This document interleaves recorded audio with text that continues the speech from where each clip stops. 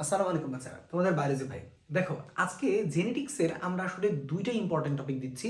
কারণ আমরা আগেই বলেছিলাম তুমি হচ্ছে কিছু ব্যতিক্রম আগে পড়ে ফেলো। তোমার হচ্ছে ওই যে সেকেন্ড সূত্রের ব্যতিক্রমগুলো ওগুলো একটু পড়তে পারবা, কারণ ওগুলো অনেক আগে আসতো। বাট সত্যি কথা বলতে 2025 সালে তোমার বারবার হচ্ছে এই কোয়েশ্চেনগুলো দিয়েছে। যেমন আমরা আগের সিকোয়েন্সে, লাইক আমাদের হচ্ছে টপিক 03 যেটাতে ছিল, সেইখানে কিন্তু আমরা অন্য একটা টপিক আলোচনা করেছিলাম, লাইক এবিও ব্লাড গ্রুপ যে টপিকগুলো ছিল সেইগুলো আলোচনা করেছিলাম। কিন্তু এইখানে আমরা যেটা আলোচনা করছি সেটা হচ্ছে জেনেটিক্স। এখন জেনেটিক্সের কোন টপিকটা আলোচনা করব? আমরা লিঙ্গ নির্ধারণজনিত যে সমস্যাগুলো হয় সেইগুলো রিলেটেড সিকিউ সলভ করব। আগে আমার কিছু ছোট ছোট বেসিক ধারণা লাগবে। লাইক ধর একটা ফিমেইলের কথা আছে এবং একটা মেইলের কথা আছে। তুমি যদি ফিমেইলের কথা চিন্তা করো, এখানে দেখো এক্স বার আমি বার দিয়ে কোনো একটা সমস্যা বুঝাচ্ছি। হতে পারে এটা হিমোফিলিয়া, হতে পারে এটা বর্ণান্ধতা, হতে পারে এটা মাস্কুলার ডিস্ট্রফি, এরকম রিলেটেড কোনো সমস্যা। তাহলে এক্স বার মানে দুইটা এক্স ক্রোমোজোমই আক্রান্ত। তাহলে তুমি তখন একটা মেয়ে শুধুমাত্র আক্রান্ত হবে, এছাড়া কিন্তু আক্রান্ত হবে না। এরপর যদি আমি বলি এক্স, তার মানে কি একজন আক্রান্ত একজন বাহক। তোমার একজন আক্রান্ত একজন সুস্থ, এটা বাহক। তবে একটু মনে রাখবা, এখানে কিন্তু এই মেয়েটা সুস্থ অ্যাকচুয়ালি, যদিও ও বাহক বাট ও কিন্তু অ্যাকচুয়ালি সুস্থ। তারপর আরেকটা হচ্ছে এক্স, ও কিন্তু এখানে সুস্থ। ফাইনালি এখানে আরেকটা টপিক আসলো, সেটা হচ্ছে ছেলের ক্ষেত্রে দেখো এক্স বার ওয়াই আছে, এই ছেলেটা কিন্তু আক্রান্ত। কেন? কারণ হচ্ছে কম্পেয়ার টু ওয়াই ক্রোমোজোম কিন্তু খুবই ছোট। ওয়াই ক্রোমোজোমের মধ্যে মাত্র 231টা জিন আছে, কম্পেয়ার টু এক্সে হচ্ছে অলমোস্ট 2968টা জিন আছে। Can you imagine? তাহলে এখানে আসলে কি পরিমাণ বেশি জিন আছে। ফাইনালি আরেকটা টপিক আমরা এখানে দেখছি ওয়াই মানে হচ্ছে এটা কিন্তু সুস্থ জিন। এটা কি জিন ভাই?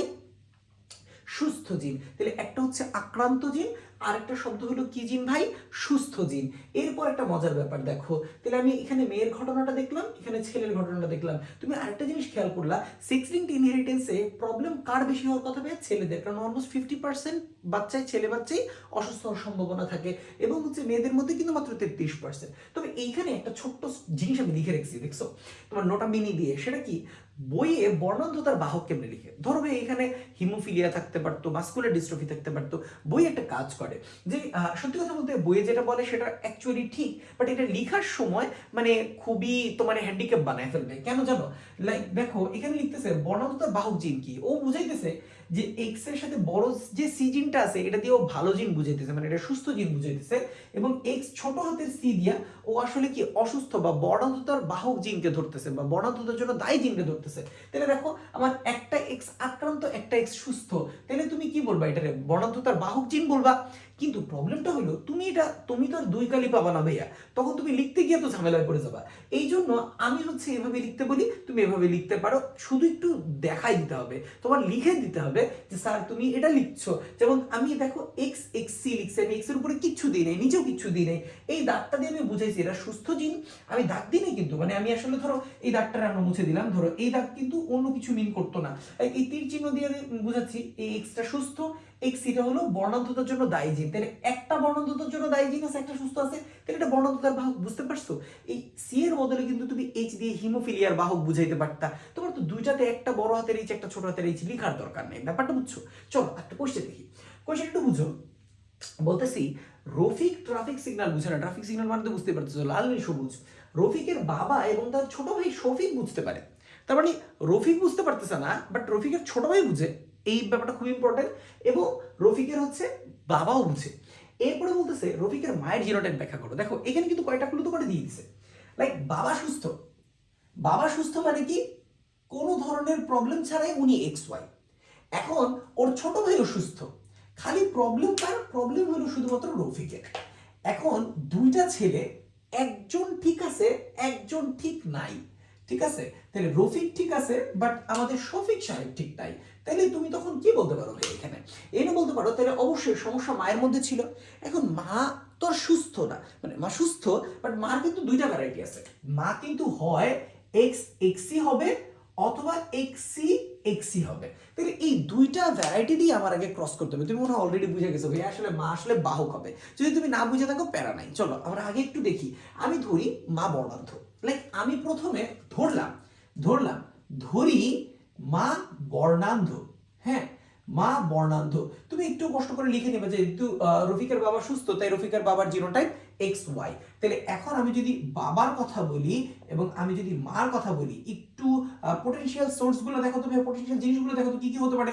লাইক বাবা কি হতে পারে ওর ভাইয়া, বাবা তো অলরেডি বুঝতে পারতেছি আমরা XY, মা বুঝতে পারতেছি XC। এখন একটু খেয়াল করো তো ভাই, এটা কি হলো XXC, আবার XXC। আমরা কি দেখলাম, দুইটা মেয়ে আসলে বর্ণান্ধতার বাহক এবং সুস্থ। এরপর একটু খেয়াল করো তো বাবা, এই ঘটনাটা কি ঘটতেছে, XCY অ্যাগেইন XCY। দেখো তো ভাইয়া, দুইটা ছেলেই কি হচ্ছে, অসুস্থ হচ্ছে। তাহলে আমার তো রফিক সুস্থ ছিল, রফিক অসুস্থ ছিল, শফিক সুস্থ ছিল, বাট এখানে তো রফিক আর শফিক দুইজনই অসুস্থ। তাহলে এইটা কি স্বতঃসিদ্ধ হলো, হলো না। সেই জন্য আমার কি করতে হবে, ধরি মা বর্ণান্ধতার বাহক। ইমাজিন করো এখন আমি এই ঘটনাটাকে চেঞ্জ করে ফেললাম, তাইলে মা কি এরকম হয়ে যাবে না? মা যদি এরকম হয় তখন দেখো তো একটা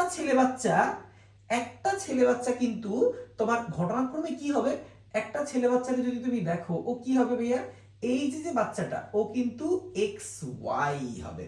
XY হইলে আমি বলবো এই বাচ্চাটা অসুস্থ, বাট এই বাচ্চাটা কিন্তু সুস্থ ছেলে। আর এটা কি ভাইয়া, এইটা হলো আমার বর্ণান্ধ ছেলে। খেয়াল করে দেখো, এইটাই হচ্ছে আমাদের রফিক এবং এইটা কে ভাইয়া, শফিক। আশা করি তুমি বুঝতে পারছো। দেখছো ভাইয়া, তাহলে এইভাবে করে কিন্তু আমরা এই সিকিউ টাইপের অ্যান্সার গুলা করতে পারবো। আশা করি তোমরা বুঝতে পারছো ভাইয়া, তোমাদের কোনো কষ্ট হবে না ইনশাল্লাহ। এরপর যদি কোনো সমস্যা হয় তোমরা অবশ্যই আমাদেরকে কমেন্টে জানাবা। নেক্সট কোনো ভিডিও দেখতে চাইলে অথবা হচ্ছে অন্য কোনো টপিক বুঝতে চাইলে সেটা আমাদেরকে বলবা। আজকের মতো এই পর্যন্তই, পরবর্তী ভিডিও দেখার আমন্ত্রণ রইল। আসসালামু আলাইকুম রহমতুল্লাহ।